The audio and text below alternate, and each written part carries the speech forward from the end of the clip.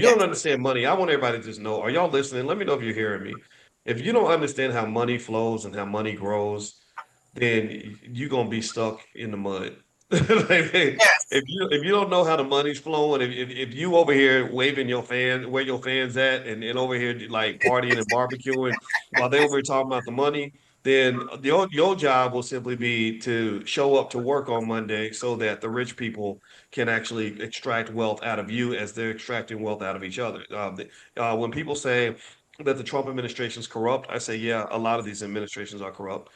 We know Putin and the oligarchs are running everything. And both of these guys are kind of gangsters. They both have their oligarchs around them, and they're for Trump, his oligarchs are it's Mark Zuckerberg, Elon Musk, what's the other one? Jeff Bezos. All of them were there at the inauguration, so they're showing you in broad daylight that money runs everything.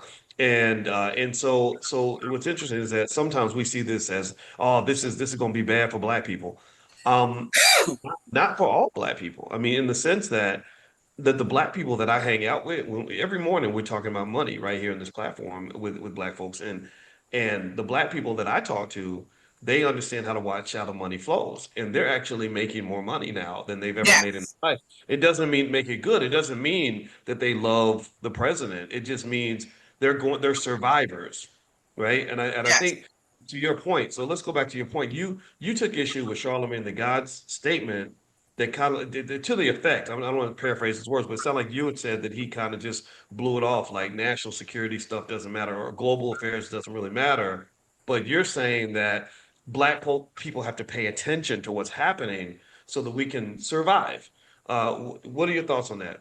Oh, thank you so much for bringing it up. Yes. So, I think about a month and a half ago, one of the co-hosts shared with Charlemagne about my book, Why National Security Matters, and they specifically mentioned that how I underscore the importance of voters paying attention to national security policy because when it comes to the presidency, uh, a bulk of it, or about 50% or more, is that's their job. So I said, when you, like, for instance, within the past 2024 presidential elections, we should be evaluating both or assessing between Trump and Kamala Harris as far as what's their judgment when it comes to decision making on national security policy.